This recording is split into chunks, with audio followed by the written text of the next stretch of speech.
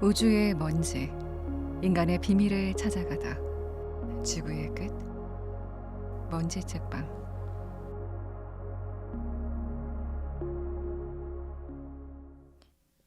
여러분 반갑습니다. 먼지 책방입니다. 먼지 책방이 새롭게 재단장하고 여러분을 찾아뵌 지 한 달 정도가 됐습니다. 오늘은 도리언 그레이의 초상을 읽어보려고 합니다. 여러분이 평소에 읽고 싶었지만 잠시 미뤄뒀던 그 책들을 여러분의 서재에서 꺼내서 함께 읽어보려고 합니다. 여러분의 좋아요와 구독 그리고 댓글은 좋은 컨텐츠를 만드는데 아주 큰 힘이 됩니다. 계속해서 유튜브나 팟캐스트로 돌아올 수 있도록 여러분 좋아요와 구독 그리고 댓글로 힘을 주시길 부탁드립니다. 서문. 예술가는 아름다운 것들을 만들어내는 사람이다. 예술은 드러내고 작가는 감춘다. 그것이 예술의 목적이다. 비평가는 아름다운 것에서 받은 인상을 다른 방식이나 새로운 재료로 바꿀 줄 아는 사람이다. 따라서 비평은 가장 질이 낮은 형식이다. 그 중에서도 최고의 비평 형식은 자서전과 같은 양식이다. 아름다운 것들에서 추한 의미를 찾아내는 사람은 타락한 사람이며 이런 행위는 잘못이다. 아름다운 것에서 아름다운 의미를 찾아내는 사람은 교양인으로 이런 사람들에게 희망이 있다. 그들은 선택받았다. 그들에게 아름다움이란 순수하게 아름다움만을 의미한다. 도덕적인 책이나 부도덕적인 책은 없으며 잘 쓴 책, 잘 쓰지 못한 책 두 가지로 나눌 뿐이다. 리얼리즘에 대한 19세기의 거부감은 캘리번, 셰익스피어의 템페스트에 나오는 야만인 노예, 그가 거울을 보며 자신의 얼굴에 대해 혐오를 느끼는 모습과 같다. 반대로 낭만주의에 대한 19세기의 거부감은 칼리반이 거울에 비친 자신의 얼굴을 보지 못해 느끼는 분노와 같다. 인간의 도덕적인 삶은 예술가들이 즐겨 다루는 주제이다. 그러나 예술의 도덕성은 불완전한 매체를 완벽하게 사용하는 데 있다. 어떤 예술가도 무엇을 입증하고자 하지 않는다. 실제로 진실이라고 밝혀진 것조차 입증하려고 하지 않는다. 어떤 예술가도 윤리적인 동정심은 갖지 않는다. 예술가에게서 그런 감정을 느낀다면 용납할 수 없는 문체상의 버릇에서 비롯된 것이다. 어떤 예술가도 병적인 존재는 아니다. 예술가는 모든 것을 표현할 수 있다. 예술가에게 사고와 언어는 예술의 도구이다. 예술가에게 선과 악은 예술의 재료이며 모든 예술의 전형은 형식적 관점에서 보면 음악가의 예술이고 정서적 관점에서 보면 배우의 기교이다. 모든 예술은 표면적이면서 동시에 상징적이다. 표면을 파고들려는 사람은 위험을 무릅써야 한다. 상징을 읽어내려는 사람도 위험을 무릅써야 한다. 예술이 진정으로 보여주고 싶은 것은 관객이지 삶 자체가 아니다. 하나의 예술 작품을 두고 해석이 분분한 것은 그 작품이 새롭고 복잡하며 살아있는 작품이라는 뜻이다. 비평가와 예술가의 의견이 일치하지 않을 때 예술가는 자기 자신과 조화를 이룬다. 어떤 사람이 유용한 무엇인가를 만들었어도 자신이 만든 것을 스스로 칭찬하지 않는다면 우리는 그것을 용서할 수 없다. 쓸모없는 것을 만들었을 때 그것에 대해 유일하게 변명하는 방법은 자기 자신이 그것을 열렬히 좋아하는 것이다. 모든 예술은 진정 쓸모가 없다. 오스카 와일드.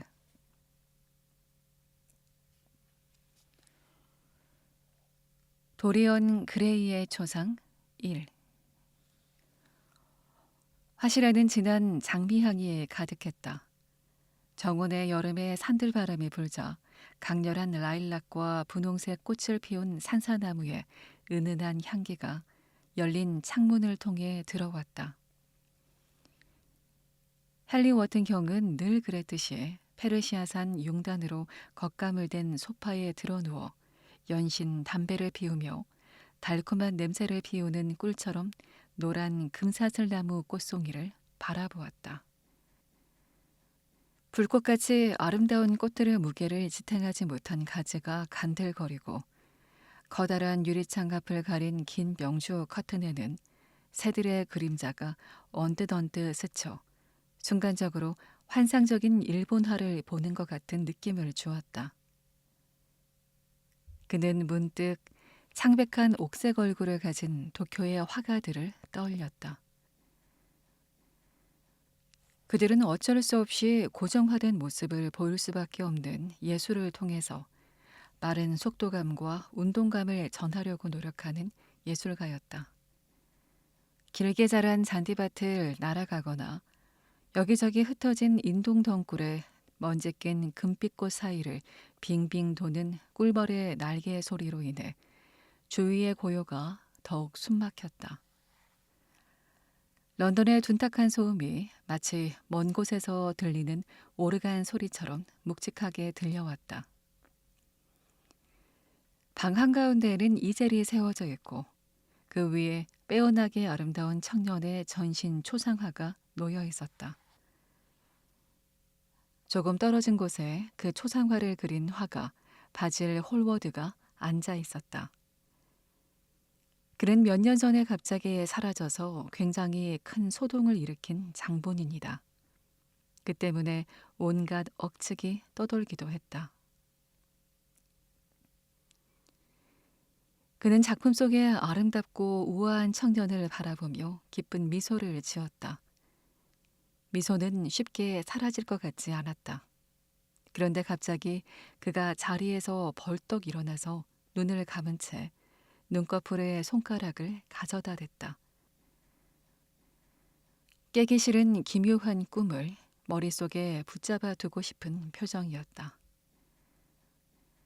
최고의 걸작이군, 바질. 내가 그린 작품 가운데 최고야. 헨리 경이 나른한 목소리로 말했다. 내년에 그로버너에 꼭 내게나. 왕리 미술원은 너무 규모도 크고 세속적이야. 그곳에 갈 때마다 사람들이 얼마나 많은지 제대로 그림을 볼 수도 없더군. 끔찍해. 어떤 때는 또 전시된 그림이 너무 많아서 사람을 만날 수도 없어. 그건 더 끔찍하지. 그로브너가 딱이야. 아무데도 보내지 않을 걸세. 화가는 고개를 뒤로 던지듯 젖혔는데 옥스퍼드 대학교에 다닐 때는 이 유별난 행동을 할 때마다 친구들이 비웃곤 했다. 안 보내. 어디로도 안 보낼 거야. 헨리 경은 눈썹을 치켜들고 놀란 눈으로 바라보았다. 아편이 섞인 담배에서 피어난 파르스름한 동그라미가 소용돌이를 만들며 둘 사이로 흘렀다. 어디에도 안 보낸다고? 이보게. 대체 왜 그래? 무슨 특별한 이유라도 있는 건가? 자네 같은 화가들 마음은 정말 모르겠다니까. 명성을 얻으려고 별짓을 다 하다가도 정작 명성을 얻고 나면 그걸 던지고 싶어 하니 바보가 따로 없지. 사람들 입에 오르내리는 것보다 나쁜 것이 세상에 딱 하나 있다네. 뭔지 아나? 사람들이 아예 거론조차 하지 않는 것일세. 이 초상화 한 점이면 영국 어떤 젊은이보다 뛰어나다는 것을 보여줄 수 있단 말이야. 노인네들이 이 그림을 보면 엄청 부러워할 거야.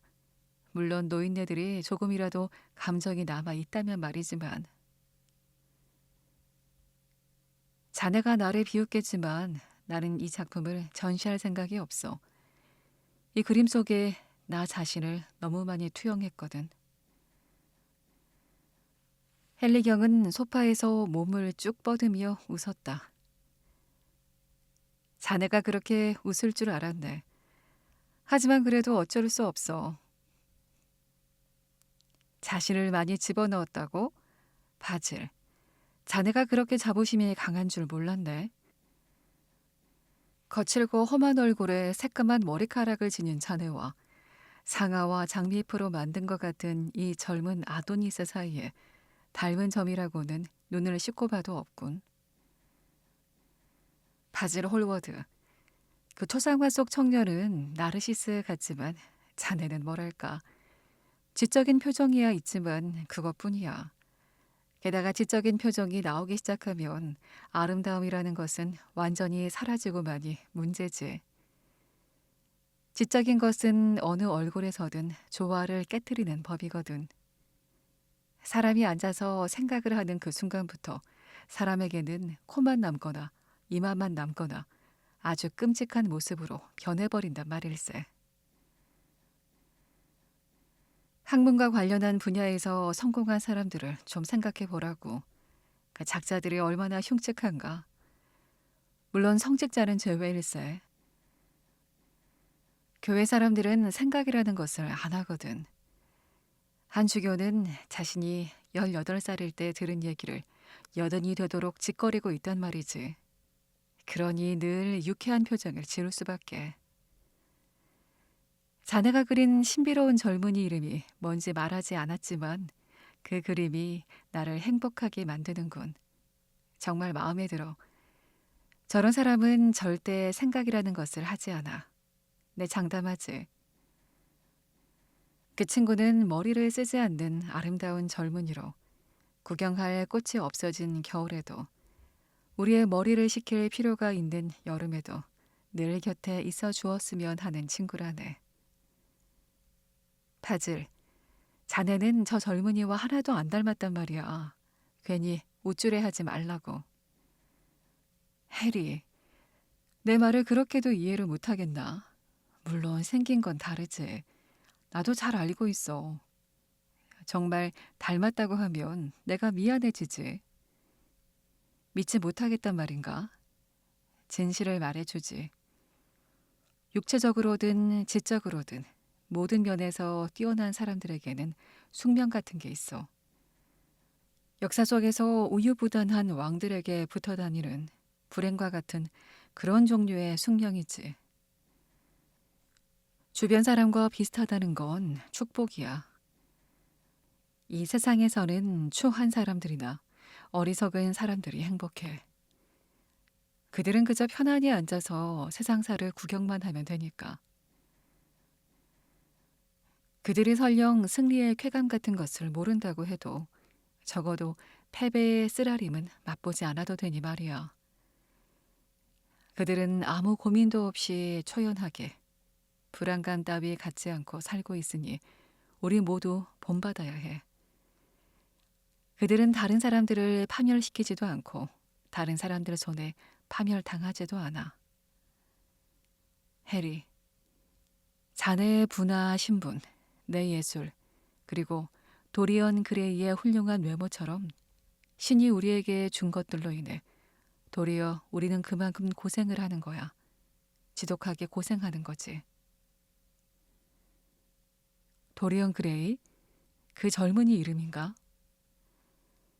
헨리경이 화실을 가로질러 바질에게 다가가며 물었다.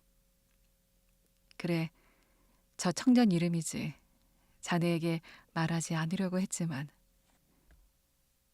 왜? 그것을 뭐라 설명하기 어렵군. 나는 어떤 사람을 좋아하면 그 이름은 누구에게도 말하지 않아. 마치 그 사람의 일부분을 저버리는 것 같은 느낌이 들거든. 나는 비밀을 점점 좋아하게 됐어. 그게 우리 삶을 신비롭고 놀랄만하게 만드는 유일한 방법인 것 같아. 아무리 흔한 것도 감춰버리면 굉장히 멋있어진단 말이야.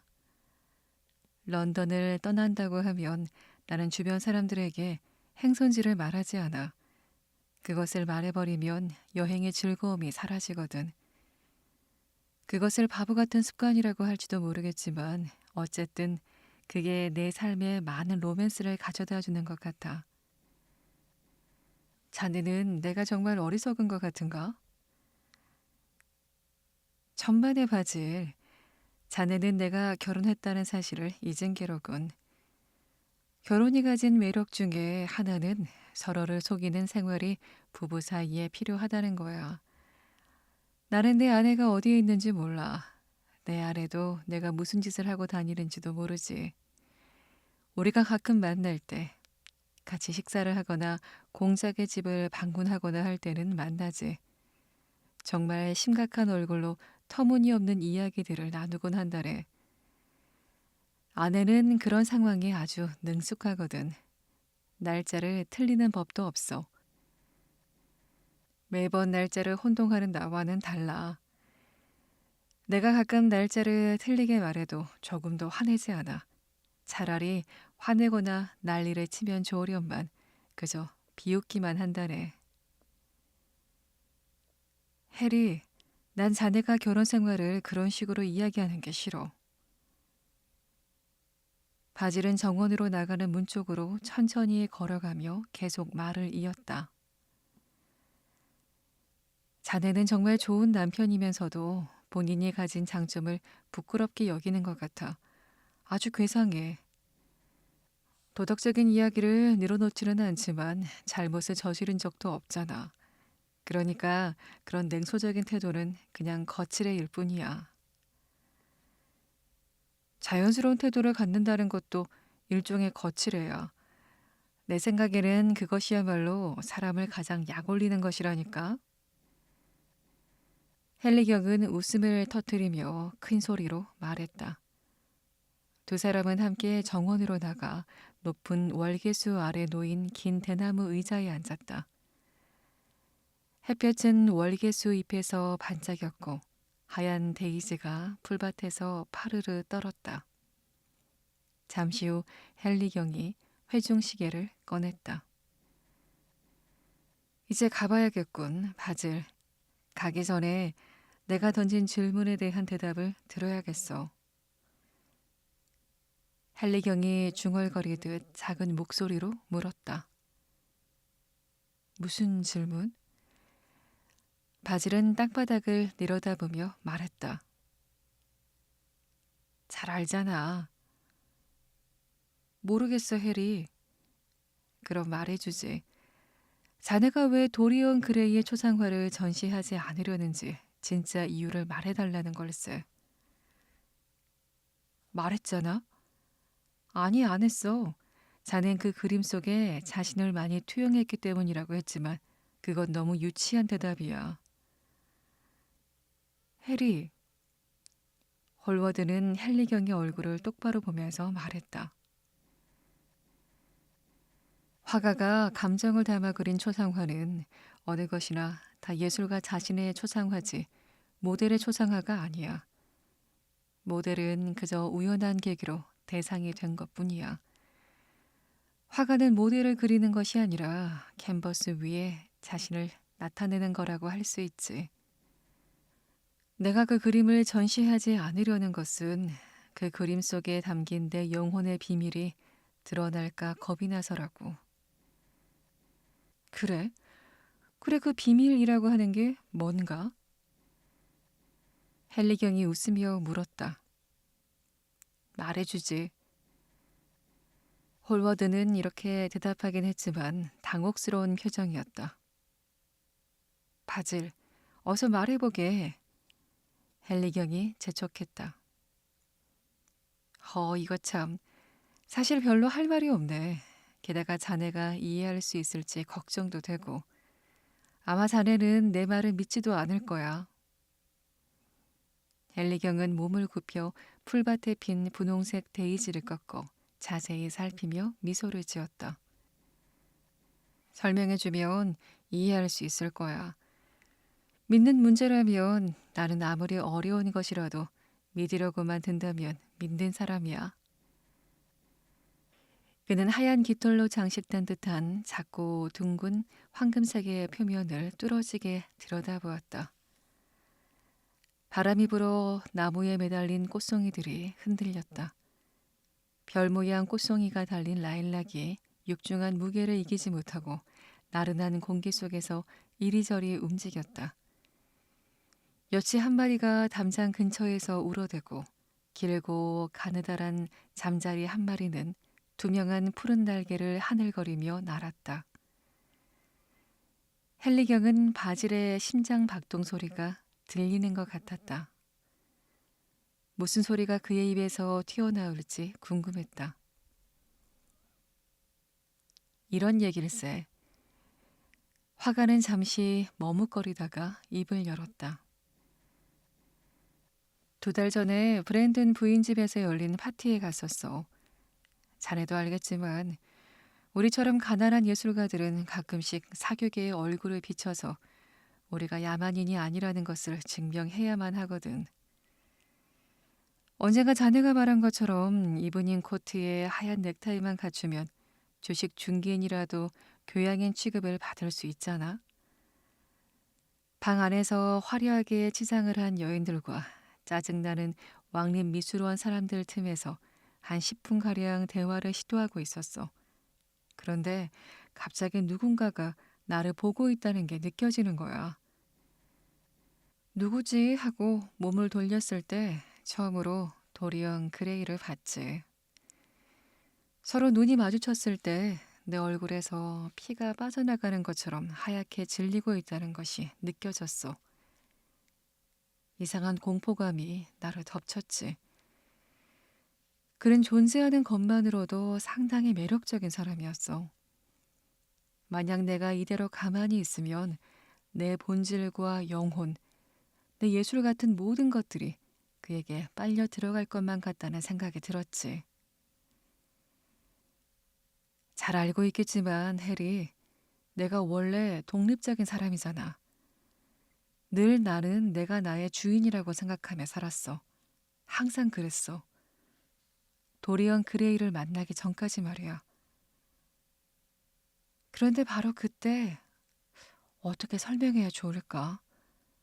뭔가 나에게 아주 끔찍한 위기의 순간이 다가오고 있다고 속삭이는 것만 같았지. 나의 운명의 여신이 엄청난 기쁨과 동시에 또 엄청난 슬픔을 선사해 주는 것 같다는 기분이 들었어.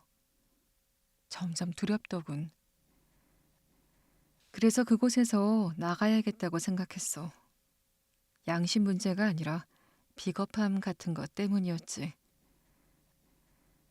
내가 도망치려던 행동은 정말 면목 없는 짓이기는 해. 양심이나 비겁함은 솔직히 비슷한 거야, 바질. 양심이라는 것은 일종의 등록 상표 같은 것이지. 그것뿐이야. 해리, 나는 그렇게 믿지 않아. 너도 말은 그렇게 하지만 믿지 않을 거라고 생각해. 내 동기가 뭐였건 간에 자부심이 동기였을지도 몰라. 나는 자부심이 강한 편이니까. 나는 문 밖으로 나가려고 애썼어. 그런데 거기서 브랜든 부인과 딱 마주친 거야. 홀워드 씨, 벌써 도망치려는 건 아니겠죠? 부인이 째지는 듯한 높은 목소리로 이렇게 말하더군. 그 부인 목소리 자네도 알지?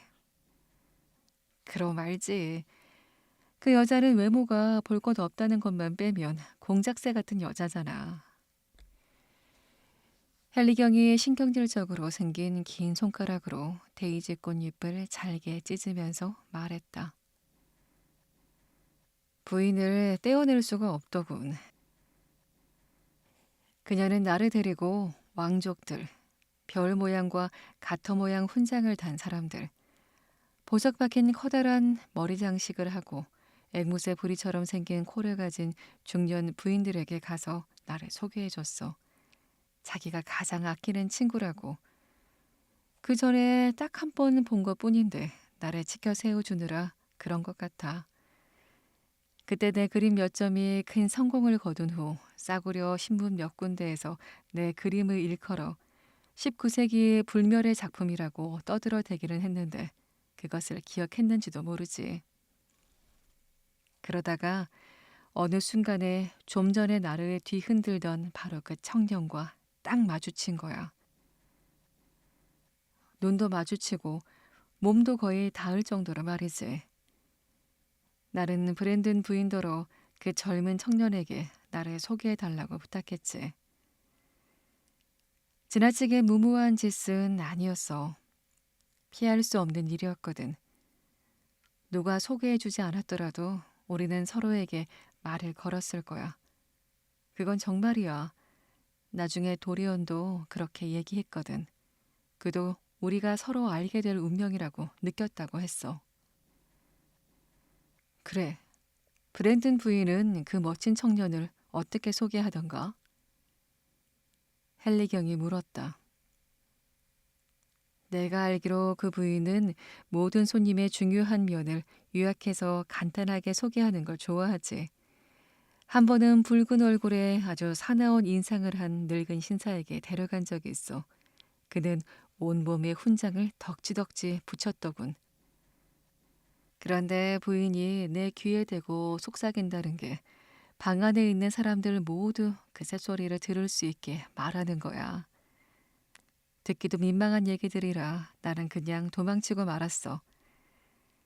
나는 사람들에 대해 직접 판단하는 게 좋거든. 하지만 브랜든 부인은 마치 상품을 다루는 경매인처럼 손님들을 대한다니까. 브랜든 부인이 불쌍하군, 해리. 자네가 너무 지나치게 얘기하는 건 아닌가? 헨리경은 냉혹하게 바지를 질책했다. 이봐 친구, 그녀는 살롱을 차리려고 했던 여자야. 그러다 겨우 음식점을 열었을 뿐이지만 나보고 그 여자를 존중하라고 한다면 그건 됐고 그래 여하튼 부인이 도리언 그레이에 대해서 뭐라고 하던가. 대충 이런 식이었어. 매력적인 청년이에요. 불쌍한 그의 엄마와 나는 절대로 떨어질 수 없는 사이죠. 무슨 일을 하더라? 까먹었어요. 아무것도 안 하시던가? 피아노를 쳤어요. 아니면 바이올린이었나? 맞죠, 그레이 씨? 우리는 웃지 않을 수가 없었지. 그리고 대번에 친구가 되었어. 웃음소리로 우정이 시작되었다는 것도 나쁘지는 않아. 하지만 우정이 끝마칠 때 그렇게 웃을 수 있다면 더 좋겠지. 젊은 헨리경이 데이지 꽃을 또 꺾으며 말했다. 해리, 너는 우정을 모르는군. 홀워드는 고개를 저었다. 그러니까 증오도 모르는 거야. 자네는 모든 사람을 다 좋아하는데 그것은 모든 사람에게 무관심하다라는 뜻이라고. 홀워드가 나지막한 소리로 말했다. 내가 어떻게 그런 말을 할 수가 있어? 헨리경은 큰 소리로 말하고 모자를 뒤로 젖혀 하늘에 떠 있는 작은 구름들을 바라보았다. 구름은 몇 겹으로 뒤엉켜 투명한 청옥색의 하늘 위에 하얀 명주 실오라기처럼 둥둥 떠 있었다. 그레온 도레이의 초상 5. 엄마, 엄마, 나는 정말 행복해요. 소녀는 기력이 없어 지쳐 보이는 여인의 무릎에 얼굴을 파묻으며 속삭였다. 여인은 집요한 햇살에 피해서 등을 돌리고 누추한 거실의 안락의자에 앉아 있었다. 정말 행복해요. 엄마도 행복하죠? 소녀는 또다시 같은 말을 반복했다. 배인 부인은 잠시 머뭇거리다가 비스무트를 발라 하얗게 된 앙상한 손으로 딸의 머리를 쓰다듬어 주었다. 행복이라. 10일. 나는 내가 연기하는 걸 볼 때 행복해. 그러니까 너는 연기 말고 다른 걸 생각하면 안 된단다. 아이작스 씨가 우리에게 얼마나 잘해주셨니? 그분에게 돈도 빌렸잖아. 우린 빚이 있어. 소녀는 고개를 들고 셀쭉한 표정으로 입을 내밀었다. 엄마, 돈 얘기예요? 돈이 뭐가 중요한가요? 사랑이 돈보다 더 중요하잖아요. 그녀가 큰 소리로 말했다. 아이작스 씨가 우리에게 50파운드를 선불로 주셨기 때문에 우리가 빚도 갚고 제임스도 옷을 사입을 수 있었다는 것을 잊으면 안 된다. 10일, 50파운드는 큰 돈이야. 아이작스 씨만큼 너그러운 사람도 또 없어. 엄마, 그 사람은 신사가 아니잖아요. 그 사람이 나에게 하는 말투를 보세요. 나는 정말 싫어요. 소녀는 벌떡 일어나 창가로 갔다. 그분이 없으면 어떻게 먹고 살겠니? 부인이 못마땅한 목소리로 말했다. 10일 베이는 고개를 쳐들고 웃음을 터뜨렸다. 엄마, 이제 그런 사람은 필요 없다니까요.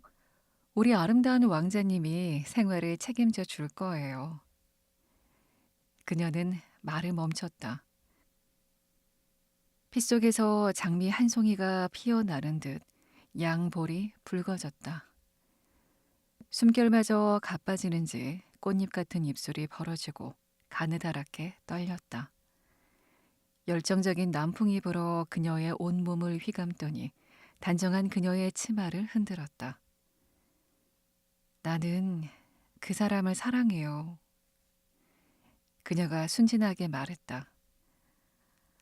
바보 같은 아이구나. 바보 같은 아이야. 앵무새가 쥐저기듯 같은 말이 터져 나왔는데 가짜 보석을 낀 앙상한 손가락이 함께 흔들거리는 바람에 그 말이 훨씬 더 기괴하게 느껴졌다. 소녀는 마치 새장에 갇힌 새가 기쁨에 겨워서 신나게 웃어대는 것처럼 다시 웃음을 터뜨렸다. 그녀의 눈이 웃음소리를 따라 흔들리듯 반짝거렸다. 그 다음 자신의 비밀을 감추려는 것처럼 스르르 감았다가 다시 떴는데 두 눈 사이로 꿈 한 자락이 안개처럼 스르르 지나가듯 사라졌다. 낡은 의자에 앉은 얇은 입술을 한 지혜가 소녀에게 말을 걸었다. 상식이라는 이름으로 포장된 책에서 이것저것 인용하며 신중해야 한다는 경고를 조심스럽게 꺼냈지만 그녀는 듣지 않았다. 그녀는 열정의 감옥에 갇혔고 그 안에서 자유로웠다. 그녀의 아름다운 왕자님과 함께 있었다. 그 왕자를 다시 만나려고 기억의 땅을 방문했고 자신의 영혼을 보내 왕자를 찾아내게 하고 영혼이 왕자를 데려왔을 때 입맞춤으로 불타올랐다. 그녀의 눈꺼풀은 왕자의 숨결로 따뜻했다. 이번에는 지혜가 방법을 바꿔 탐색하고 잘 알아보라고 했다. 이 젊은이는 부자일 수 있다. 그러면 결혼을 생각할 수도 있다. 조개 껍질처럼 단단한 그녀의 귀에 세속적인 교활함의 파도가 밀려와 부딪혔다. 간교한 화살들이 그녀 곁을 스쳤다. 그녀는 얇은 입술이 또다시 움직이는 모습을 보고 미소를 지었다. 갑자기 그녀는 말이 하고 싶어졌다. 무언의 말이 오가는 침묵이 견디기 힘들었다. 엄마, 엄마, 왜 그 사람은 나를 그렇게 사랑하는 걸까요? 나는 그 사람이 사랑 그 자체라서 사랑이라는 게 원래 딱 그런 모습이라는 걸 보여주기 때문에 사랑하거든요. 그런데 그 사람은 나에게서 뭘 보는 걸까요? 내가 그 사람에게는 어울리는 여자도 아닐 것 같은데 말이에요. 그렇지만 뭐라고 해야지? 아무튼 내가 그 사람보다 낮은 신분이긴 하지만 내가 천하다는 느낌은 없어요. 오히려 당당한 느낌이에요. 엄마, 내가 아름다운 왕자님을 사랑하는 것처럼 엄마도 아빠를 그렇게 사랑하신 거예요? 싸구려 분을 덕지덕지 바른 나이든 여인의 양볼이 창백해지고 갈라진 입술은 통증을 느끼는 것처럼 일그러졌다. 시빌은 얼른 엄마에게 달려가 두 팔로 껴안고 키스를 했다. 엄마, 미안해요. 아빠 얘기만 나오면 슬퍼하시는 것을 알면서 내가 왜 그랬을까요? 엄마가 아빠를 너무 사랑했기 때문에 그렇게 고통스러워 하시는 거예요. 슬퍼하지 마세요. 20년 전에 엄마가 그런 것처럼 나도 오늘 참 행복해요.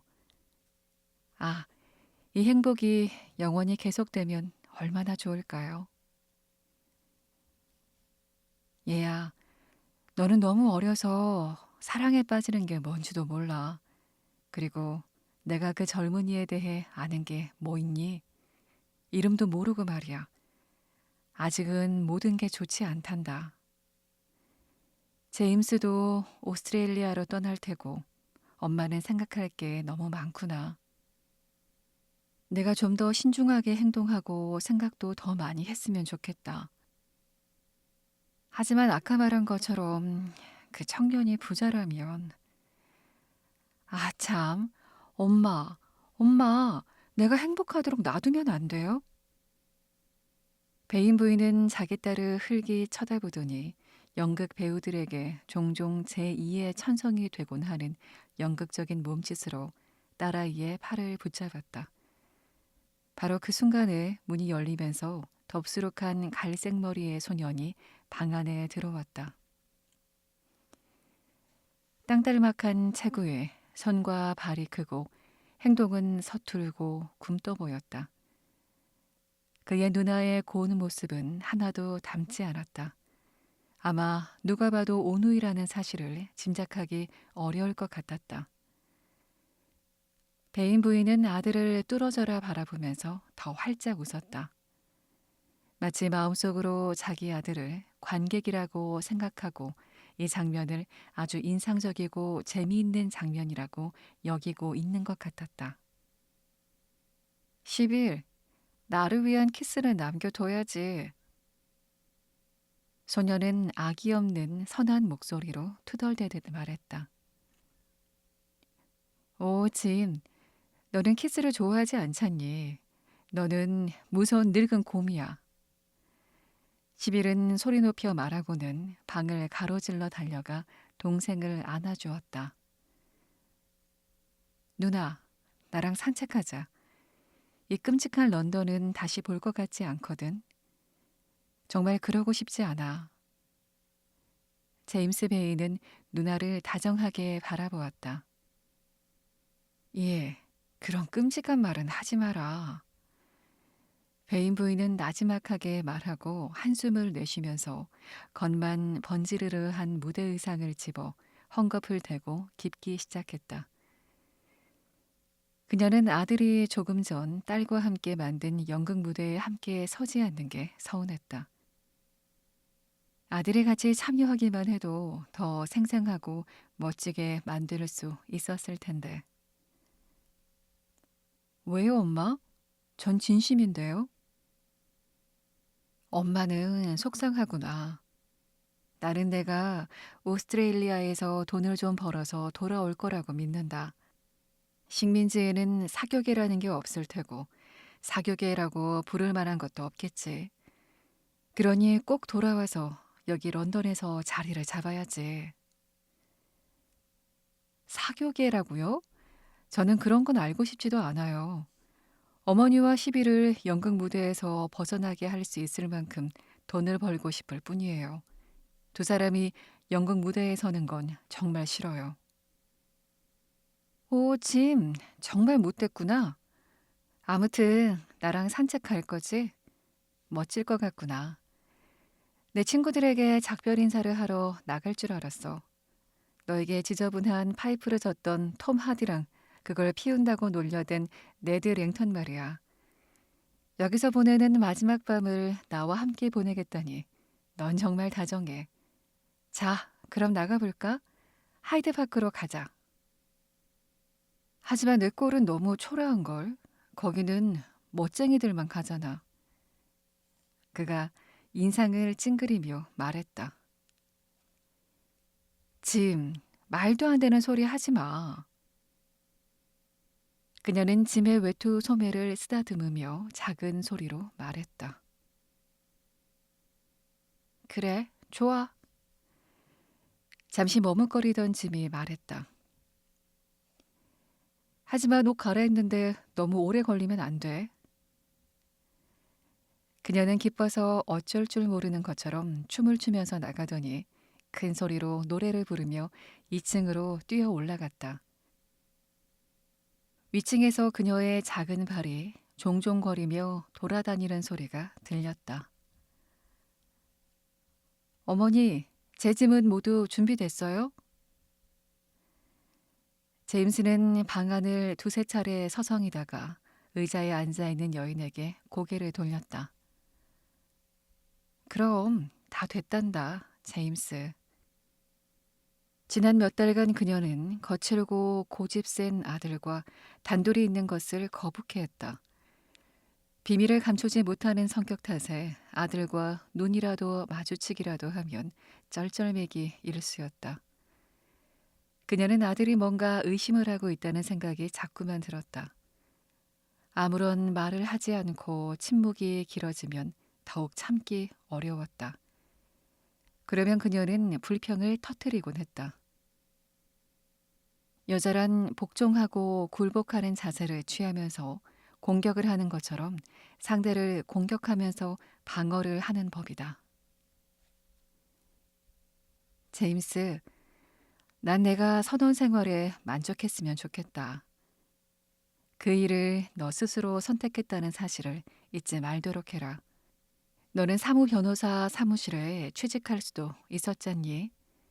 사무 변호사는 굉장히 존중받는 직업이야.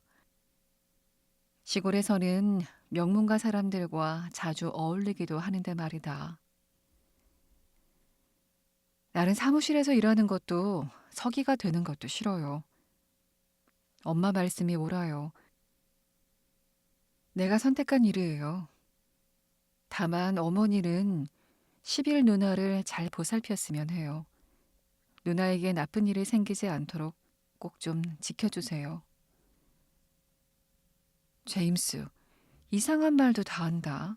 당연히 내 누나를 보살펴야지. 저도 들은 얘기가 있어서 그래요. 어떤 신사가 매일 밤 극장으로 와서 누나랑 얘기한다는 게 사실이에요? 어떻게 된 일이에요? 제임스, 알지도 못하면서 함부로 얘기하는 거 아니다. 우린 직업상 사람들의 관심을 많이 받는단다. 아주 기분 좋은 일이지. 나도 한 번에 몇 개씩 꽃다발을 받기도 했어. 관객들이 연기에 감동받으면 흔히 그렇게 한단다. 10일은 현재로는 나도 잘 모르겠다. 그 젊은이가 제대로 된 신사인 건 분명하지만 진실한지는 아직 모르겠구나. 항상 예의 바르고 용모도 단정하니 부자인 것 같더라. 보내주는 꽃도 무척 아름답고 말이야. 그렇지만 그자 이름도 모른다면서요? 아들이 거칠게 따졌다. 그래, 몰라.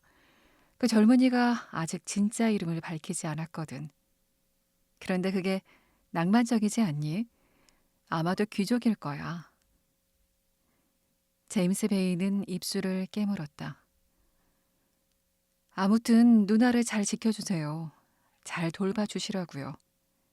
그가 큰 소리로 말했다. 어련히 알아서 잘할까. 너는 나를 못 살게 구는구나. 10일은 내가 보살핀다. 물론 그 젊은 신사가 돈이 많다면 누이랑 결혼을 못할 것도 없지. 내 생각에 그 젊은이는 귀족일 것 같구나. 아무리 뜯어봐도 틀림없다니까. 10일은 아주 근사한 결혼을 할 거야. 둘은 또 아름다운 부부가 될 테고 말이야. 그 사람 아주 잘생겼단다. 지나가면 모든 사람들이 다 쳐다보거든. 어린 아들은 통통한 손가락으로 창틀을 툭툭 치면서 혼자 중얼거렸다. 무슨 말을 하려는 듯 고개를 돌렸는데 바로 그때 시빌이 뛰어들어왔다. 둘이서 뭐가 그리 심각해요? 무슨 문제 있어요? 문제는 뭐, 사람이 가끔씩 심각할 수도 있지. 엄마, 다녀올게요. 5시에 저녁을 먹기로 하죠. 셔츠 빼고는 짐도 다 싸놨으니까 걱정하지 마시고요. 그래, 잘 다녀오렴. 어머니는 뻣뻣한 자세로 고개를 끄덕였다. 그녀는 아들이 자기와 이야기를 나눌 때 말투가 마음에 들지 않았다. 그리고 아들의 표정에도 그녀를 두렵게 만드는 무엇인가가 있었다. 엄마, 키스해 주세요. 시빌이 꽃잎 같은 입술을 시들시들한 엄마 뺨에 대었다. 차가운 서리 같던 살이 따뜻해졌다. 내 새끼, 내 새끼. 배인 부인은 맨 위층 관람석을 찾는 배우처럼 천장을 올려다보며 외쳤다. 빨리 와 누나. 제임스가 안달하며 말했다. 그는 엄마가 마치 연극을 하듯 과장된 행동을 하는 것이 마음에 들지 않았다.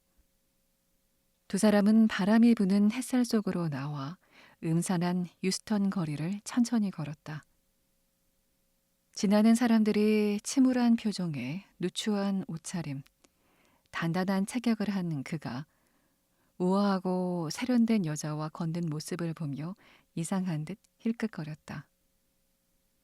그는 마치 장미꽃을 든 초라한 정원사 꼴이었다. 짐은 이따금 호기심 어린 시선으로 바라보는 행인들과 눈이 마주치면 인상을 썼다. 그는 마치 인생의 말년에 천재성이 나타났지만 예전의 진부함을 버리지 못한 사람을 신기하게 바라보듯 하는 시선들이 너무나 싫었다. 하지만 시빌은 자신이 어떻게 보이는지 상관하지 않았다. 미소가 머물고 있는 그녀의 입술은 사랑에 떨었다. 그녀는 아름다운 왕자님을 생각했다. 좀 더 깊이 생각하기 위해서 자신의 왕자님에 대한 이야기는 하지 않았다. 대신에 짐이 타고 떠날 배와 그가 찾아낼 금, 붉은 셔츠를 입은 잔인한 산적에게서 구해낼 어느 예쁜 상속녀에 대한 갖가지 이야기를 제잘거렸다. 짐은 선원이든 화물 관리인이든 그 어떤 직업도 배 안에 계속 갇혀 있는 것은 안 된다 생각했다. 안 돼. 선원 생활은 정말 끔찍하다. 곱사등 같은 사나운 파도가 집어 삼킬 듯 덮쳐오고 검은 바람이 돛대를 부러뜨리며 돛을 갈기갈기 찢어 마치 긴 비명을 지르는 것처럼 너풀거리게 만드는 바다에서는 아름다운 상상이 날개를 펼 수 없을 테니. 그는 멜버른에 도착하는 대로 배를 떠나 선장에게 정중히 작별을 고하고 금광지대로 갈 것이다. 일주일이 지나기도 전에 커다란 순금 덩어리, 땅속에 박혀 세상에서 발견된 것 가운데 가장 큰 금덩이를 발견해야 한다. 그리고 그 금덩이를 기마경찰 6명이 호위하는 마차에 실어 해안으로 가져와야 한다. 그 사이 세 차례나 산적들의 공격을 받았지만 동료들의 시체만을 남긴 채 도망가야 한다. 아니, 이게 아니지. 짐은 금강지대로 절대 가면 안 된다. 사람들이 환각제에 취해 술집에서 서로 총질을 하고 욕설이 난무하는 무서운 곳이다. 대신에 그는 양아치가 되어야 한다. 그래서 어느 날 저녁 집으로 돌아오는 길에 아름다운 어느 상속녀가 검은 말을 탄 강도에게 끌려가는 모습을 목격하고 추적하여 결국에 그녀를 구한다. 물론 상속녀는 목숨을 구해준 그를 사랑하고 그 역시 사랑하게 되어 둘은 결혼한다.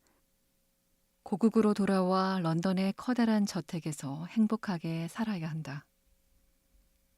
그래, 이렇게 되는 거야. 짐 앞에는 이런 일들이 기다리고 있어야 한다. 하지만 그러려면 동생이 선량해야 하고 성질을 부리지 않고 사람들에게 바보 취급을 받아도 절약해야 한다.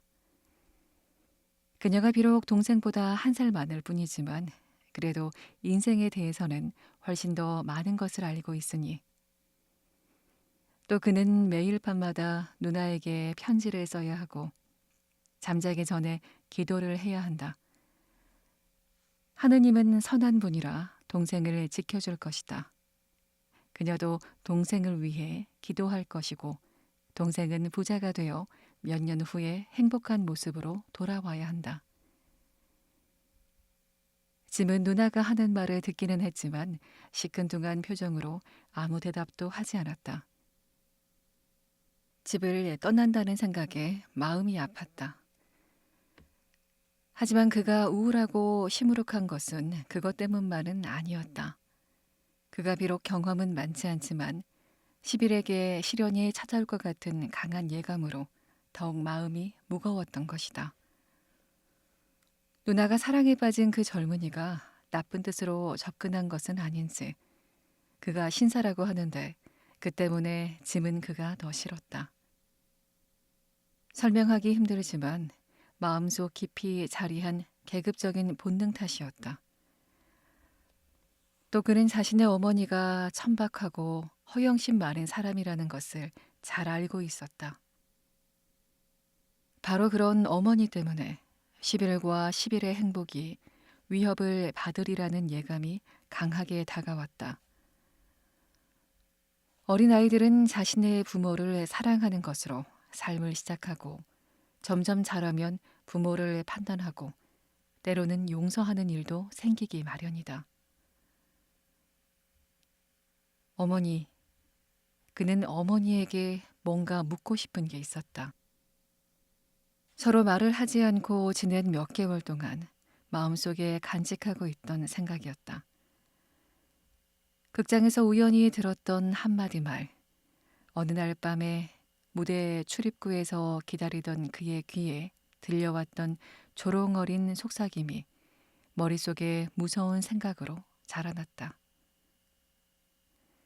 그 기억이 너무도 생생해서 마치 사냥용 채찍으로 얼굴을 맞은 것처럼 도무지 지워지지 않았다. 그는 깊은 주름이 펼 정도로 미간을 찡그리고 가슴을 찌르는 듯한 통증에 아랫입술을 깨물었다. 짐, 내가 하는 말을 하나도 안 들었구나. 내 미래를 위해 아주 근사한 계획을 세웠는데 말이야. 뭐라고 말 좀 해보렴? 시빌이 큰 소리로 말했다.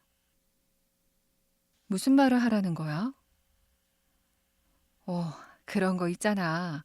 착하게 지내겠다. 우리를 잊지 않을 거다. 하는 그런 말. 그녀가 미소를 지었다. 내가 누나를 잊은 게 아니라 누나가 나를 잊을 것 같은데 뭐. 짐이 어깨를 움츠리며 말했다.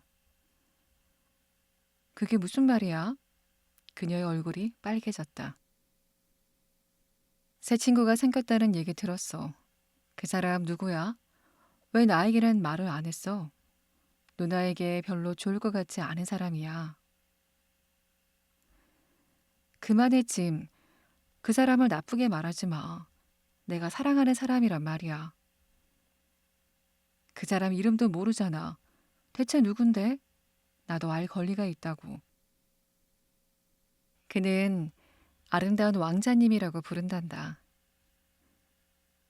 너는 그 이름이 싫으니? 예, 절대로 그 이름을 잊으면 안 돼. 너도 그를 보면 분명 이 세상에서 가장 멋진 사람이라고 생각하게 될 거야. 언젠가는 보게 될 거야. 그래, 내가 오스트레일리아에서 돌아오면 볼 수도 있을 거야. 너도 그 사람을 좋아하게 될 거다. 모두 다 좋아하거든. 난 그를 사랑해. 오늘 밤에 너도 극장에 오면 좋을 텐데. 그 사람이 올 거야. 내가 줄리엣을 연기해야 하는데 어떻게 연기를 하지? 짐, 상상을 좀 해봐. 사랑에 빠져 있는데 사랑에 빠진 줄리엣을 연기하는 거잖아. 게다가 그 사람 앞에서 나는 그를 기쁘게 해주고 싶어. 나는 관객들을 놀라게 할까봐 두렵고 매료시킬까봐 두려워. 사랑하는 일은 자신을 초월해야 하는 거야. 지독한 아이작스 씨도 술집에서 같이 빈둥대는 친구들에게 나를 천재라고 얘기하게 될 거야. 그는 마치 나를 교리를 전파하듯 선전하곤 했는데 오늘 밤엔 계시를 전하는 것처럼 소개할 거야. 그럴 것 같은 느낌이 들어. 이게 다 그이 때문이야. 오로지 그이, 아름다운 왕자님, 내가 사랑하는 멋진 사람, 자비로운 나의 신 덕분이지. 물론 그분과 비교하면 나는 너무 가난하지만 그게 그리 중요한가? 가난이 문 안으로 들어오면 사랑은 창문으로 달아난다고 하지. 하지만 그 속담은 다시 써야 해. 모두 다 겨울에 쓴 거지만 지금은 여름이잖아. 나에게는 봄날 같구나. 푸른 하늘에 꽃송이가 춤을 추는 그런 봄날 말이야. 그 사람은 신사라면서? 짐이 퉁명스레 말했다. 왕자님이라니까. 도대체 무슨 말을 하고 싶은 거야? 그녀가 노래하듯 말했다. 그 사람은 누나를 노예처럼 구속하려고 할 거야. 자유로워진다는 생각만 해도 나는 겁이 나. 그 사람을 좀 조심했으면 좋겠어. 그 사람을 보면 숭배하게 되고 그 일을 알게 되면 믿을 수 있게 될 거야. 11 누나는 그 사람에게 단단히 빠졌어. 사랑하는 짐, 너는 마치 100살 먹은 사람처럼 얘기하는구나. 언젠가 너도 사랑에 빠지게 되면 알게 될 거야. 그렇게 부르퉁한 표정 짓지 마. 내가 비록 집을 떠나 있어도 행복하게 지내는 누나를 두고 떠난다고 생각하면 좋잖아. 우리 둘 다 힘들게 살아왔어. 정말 끔찍할 정도로 힘들고 어려웠지. 하지만 너도 새로운 세계로 떠나고 나는 벌써 새로운 세계를 찾았으니까 이제부터는 달라질 거야. 저기 의자가 2개 있구나. 저기 앉아서 지나는 사람들 구경이나 하자. 그녀는 웃으면서 짐의 팔을 잡았다. 그들은 구경꾼들 사이에 자리를 잡고 앉았다. 도로 건너편 둥그런 튤립 꽃밭은 불길이 너울대듯 타오르고 있었다. 흰 붓꽃 뿌리 모양의 구름들처럼 하얀 가루가 숨막히는 공기 중을 떠돌았다. 밝고 화사한 양산들이 거대한 나비인 듯 위로 춤을 추듯 올라갔다가 다시 가라앉았다. 그녀는 동생에게 어떤 희망과 전망을 지니고 있는지 얘기해 보라고 재촉했다. 짐은 천천히 어렵게 입을 열었다. 그들은 마치 시합에서 펀치를 주고받는 선수들처럼 이야기를 주고받았다. 11은 무엇인가가 짓누르는 듯한 느낌을 받았다. 자신의 기쁨을 말로 표현할 수가 없었다. 짐은 엷게 웃는 것이 반응의 전부였다. 시간이 조금 흐르고 나서 그녀는 입을 다물었다. 그때 갑자기 금발머리와 웃음을 머금은 입술이 언뜻 눈에 들어왔다. 그리고 도리언 그레이가 2명의 귀부인과 함께 무게마차를 타고 지나는 모습이 보였다. 그녀는 자리에서 벌떡 일어섰다. 저 사람이야. 그녀가 외쳤다. 누구? 아름다운 왕자님. 그녀는 눈으로 사륜마차를 쫓았다. 짐도 벌떡 일어나 누나의 팔을 꼭 잡았다.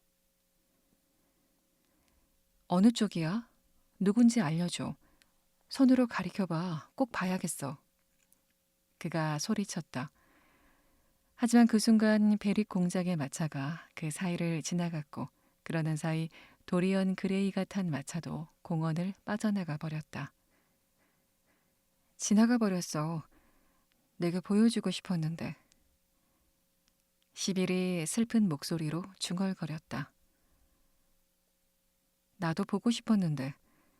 하나님께 맹세하지만 그 사람이 누나를 불행하게 만든다면 꼭 죽이고 말 거야.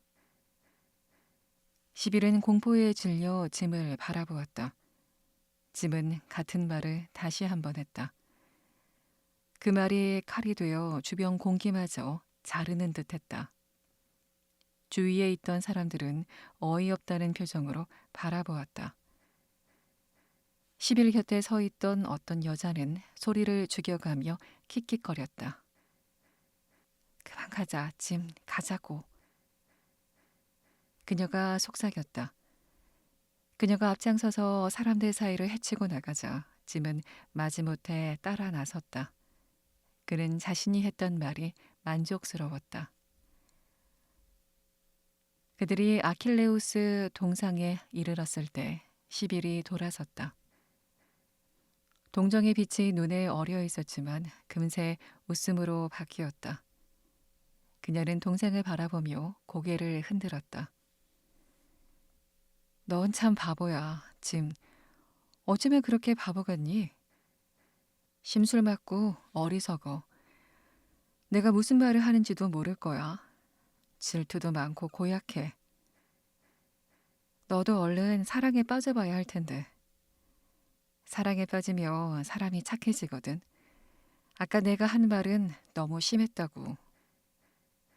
나는 16살이야. 내가 무슨 말을 하는지도 안다고. 엄마는 누나에게 별 도움이 안 돼.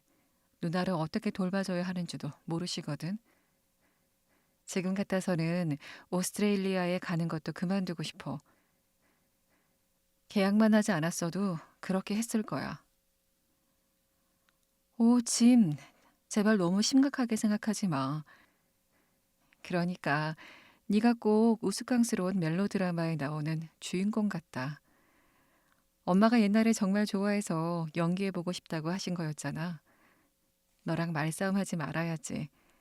나는 그 사람을 본 것만으로도 좋아. 행복하단 말이야. 우리 싸우지 말자. 내가 사랑하는 사람을 내가 해치지 않을 거라는 걸 알아. 그렇지. 누나가 그 사람을 사랑하는 한 그럴 테지. 그가 시무룩하게 대답했다. 나는 그 사람을 영원히 사랑한다니까. 그럼 그 사람은? 그도 영원히 나를 사랑할 거야. 그러는 편이 좋을 거야.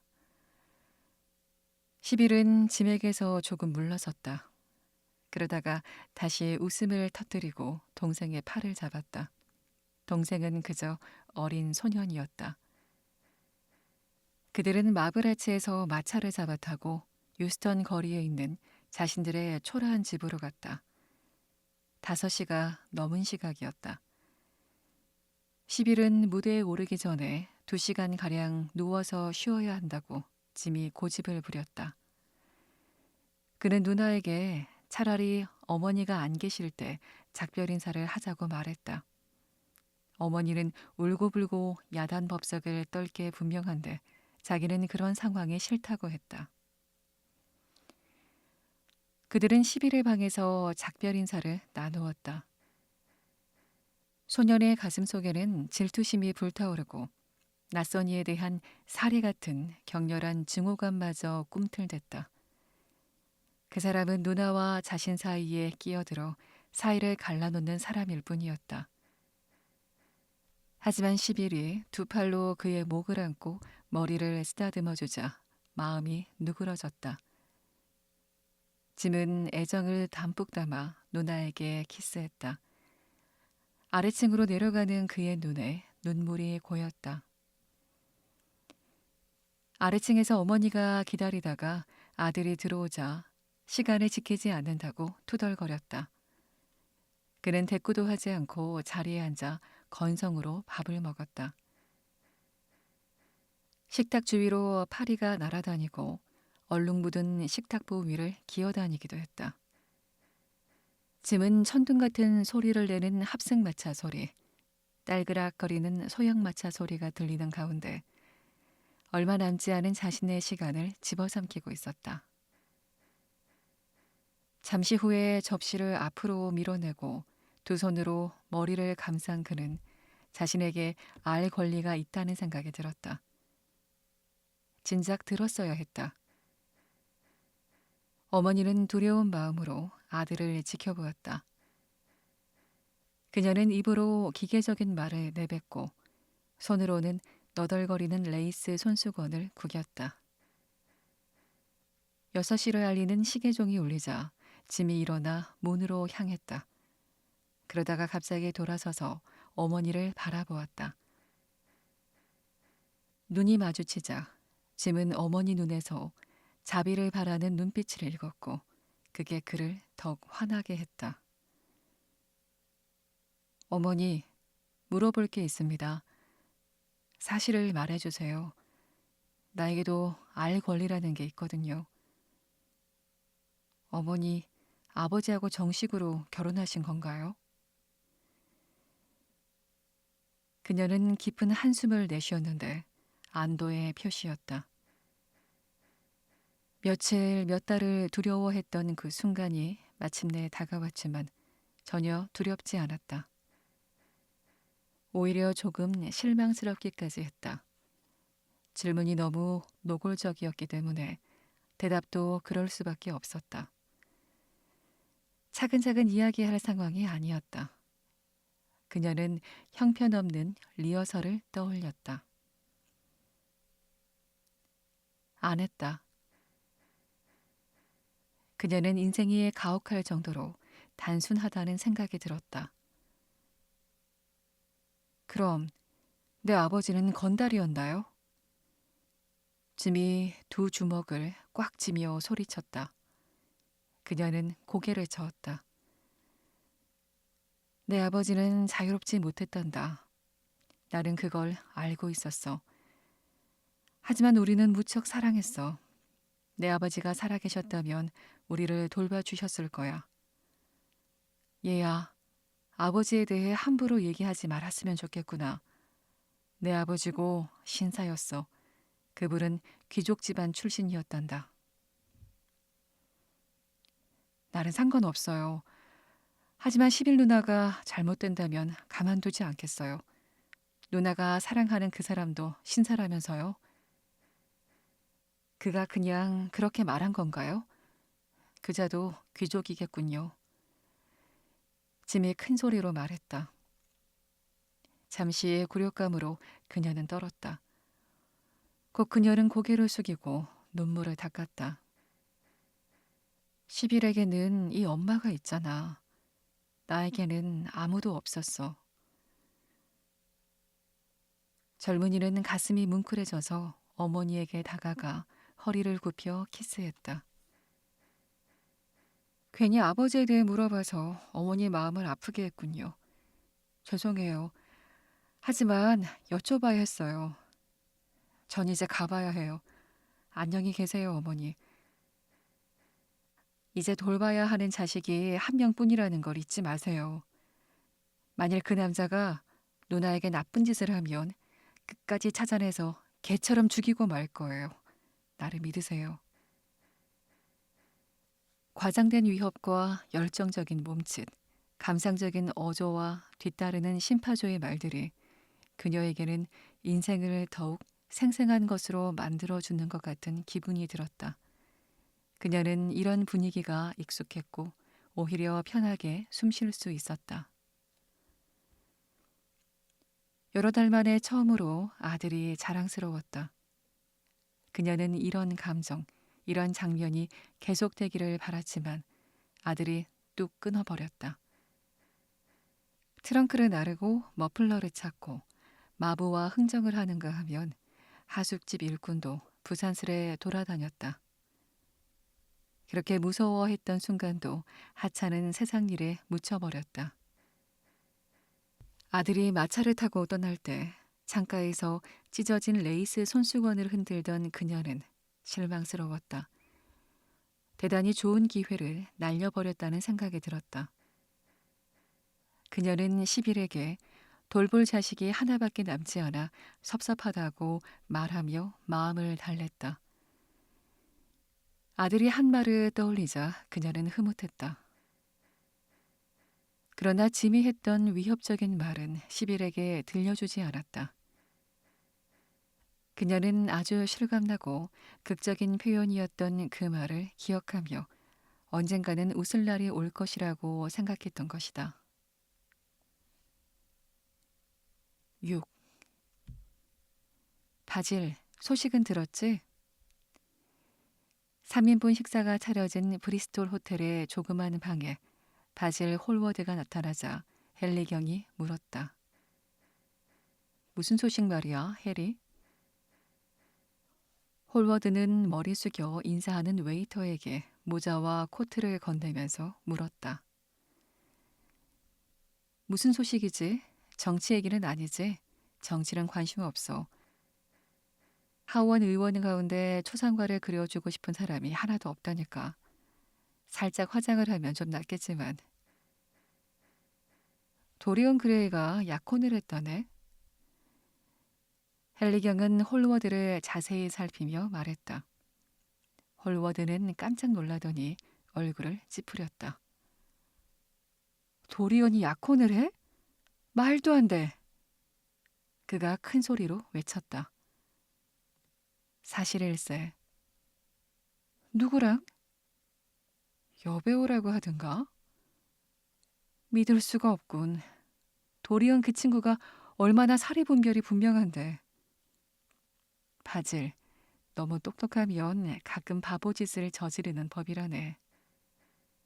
해리, 결혼이라는 게 가끔 저지를 수 있는 그런 일은 아니잖아. 미국에서는 예외야. 결혼한다고 말한 건 아니야. 그저 약혼이라고. 결혼과 약혼은 다르잖아. 아주 큰 차이가 있어.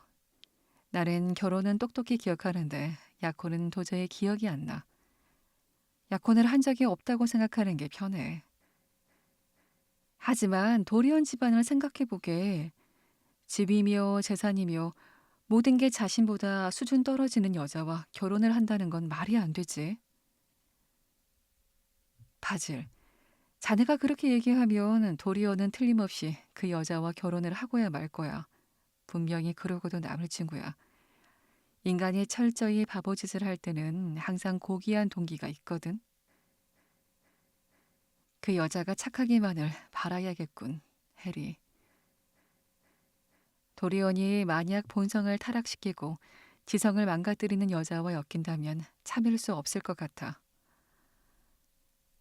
아, 그 여자는 착한 것 이상인 사람이야. 아름답지. 헨리경이 오렌지 버터를 넣은 베르무트를 홀짝이며 중얼거렸다. 도리온이 아주 아름다운 여자라고 하더군. 그 친구가 그런 건 또 정확하지. 내가 그 친구 초상화를 그려주는 바람에 사람의 외모를 판단하는 안목이 살아난 모양이야. 그 초상화가 가장 큰 영향을 미쳤단 말일세. 그 젊은 친구가 한 약속을 잊지 않았다면 우리는 오늘 밤 그 여자를 볼 수 있어. 진심으로 하는 말이야? 물론이야, 바질. 이 자리에서 거짓으로 아무렇게나 말하는 거라면 천벌을 받을 거야. 해리, 너는 그럼 그 결혼을 인정한다는 거야? 인정할 수 없을 거야. 도리어는 지금 맹목적인 정열에 빠진 거야. 화가는 초조한 듯 방안을 서성거리며 입술을 깨물었다. 지금으로서는 인정한다, 인정하지 못한다. 이런 말을 하기가 어렵네. 그건 인생에 대한 올바른 태도가 아니거든. 우리는 도덕적 편견이라 내세우려고 세상에 태어난 게 아니니 말이야. 난 보통 사람들이 무슨 말을 해도 별로 신경 쓰지 않아. 아름다운 사람들이 무슨 짓을 해도 마찬가지로 신경 쓰지 않아. 내가 어떤 인물에 매혹을 당했다면 그 인물이 어떤 식으로 자신을 표현하든 그저 기쁜 마음일 거야. 도리언 그레이가 줄리엣을 연기하는 여자와 사랑에 빠져서 결혼을 한다고 하면 안 될 거 있나? 그 친구가 메살리나와 결혼한다고 나와도 흥미로울 거야. 너도 아는 것처럼 나는 결혼 제도를 옹호하지 않아.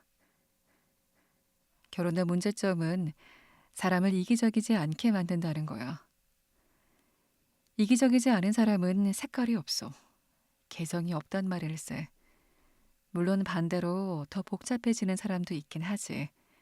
그런 사람들은 자신의 이기심을 유지하면서도 거기에 다른 자아들을 덧붙이는 거야. 그러니 어쩔 수 없이 여러 형태의 삶을 살게 되고 점점 복잡하고 체계적인 사람이 되는 거지.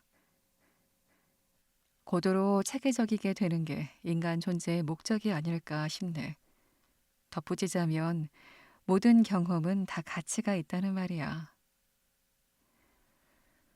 누군가 결혼에 대해 반대하는 말을 한다면 그 말 자체가 하나의 경험인 셈이야. 나는 도리언 그레이가 그 아가씨를 아내로 삼아서 6개월 동안 열정적인 사랑을 하다가 어느 날 갑자기 또 다른 사람에게 푹 빠지기를 바란다네. 그럼 그 친구는 아주 훌륭한 연구 대상이 되는 거야. 해리, 내가 한 말이 진심이 아니길 바래. 진심이 아니라는 건 자네도 알 거야. 도리언 그레이의 삶이 망가지면 가장 슬퍼할 사람이 자네일 걸세. 괜히 아닌 척하지 마. 헨리 경이 웃음을 터뜨렸다. 우리가 다른 사람을 좋게 보고 싶어 하는 까닭은 우리가 스스로를 두려워하기 때문이야. 낙관주의의 바탕은 바로 공포라네. 우리는 이웃이 우리에게 이익이 되는 미덕을 갖고 있다고 믿기 때문에 관대해지는 거야. 우리가 은행가에게 아부를 하는 것은 당좌 차월을 받아내기 위한 거고, 노상 강도에게 장점을 찾아내는 것은 우리 주머니가 털리지 않기를 바라는 마음에서야. 내가 하는 말은 모두 다 진심에서 나오는 걸세. 나는 낙관주의를 경멸해. 망가진 삶이라고 했나? 어떤 삶이든 성장이 멈출 수는 있어도 망가질 수는 없어. 본성을 훼손하고 싶다면 그저 바꾸기만 하면 된다네. 결혼은 정말 바보짓이야. 세상에는 결혼보다 훨씬 더 재미있고 흥미로운 남녀 간의 결합이 있자는가? 나는 그런 결합들을 추천하네. 사람들의 인기를 끌 걸세. 아, 도리온이 오는군. 저 친구가 더 자세하게 얘기해 줄 거야. 오, 헨리, 바질. 두 분 다 모두 저를 축하해 주셔야 해요. 도리온이 공단으로 안감을 댄 망토를 벗어던지고 악수를 청했다. 오늘처럼 행복한 적은 처음이에요. 물론 갑작스럽게 일어난 일이지만 진짜 기쁜 일은 모두 갑자기 일어나는 거잖아요. 제가 지금까지 살아오면서 계속 찾던 일을 드디어 발견한 것 같아요. 그는 흥분과 기쁨으로 뺨이 붉어져 상당히 멋지게 보였다. 도리언, 언제나 그렇게 행복하기를 바라겠네. 하지만 약혼 소식을 나에게 알리지 않고 해리에게만 알린 건 용서할 수 없어. 홀워드가 말했다. 나는 당신이 저녁 식사에 늦은 것을 용서하지 못하겠어. 헨리 경이 웃는 얼굴로 도리언의 어깨에 손을 얹었다. 자, 여기 앉아서 새로운 주방장의 솜씨가 어떤지 확인해 보시오. 당신은 지금까지 일어난 일을 이야기해주고. 별로 드릴 말씀은 없어요. 모두들 조그맣고 둥근 테이블에 자리를 잡고 앉아 도리언이 큰 소리로 말했다. 이렇게 된 겁니다, 해리. 어제 저녁에 당신과 헤어지고 나서 옷을 갈아입은 후 당신이 소개해준 루퍼트 거리의 조그만 이탈리아 식당에서 저녁을 먹고 8시에 극장으로 갔어요. 10일이 로잘린드 역을 하더군요. 무대 배경은 역시나 형편없었고 올랜도 역도 별로였어요.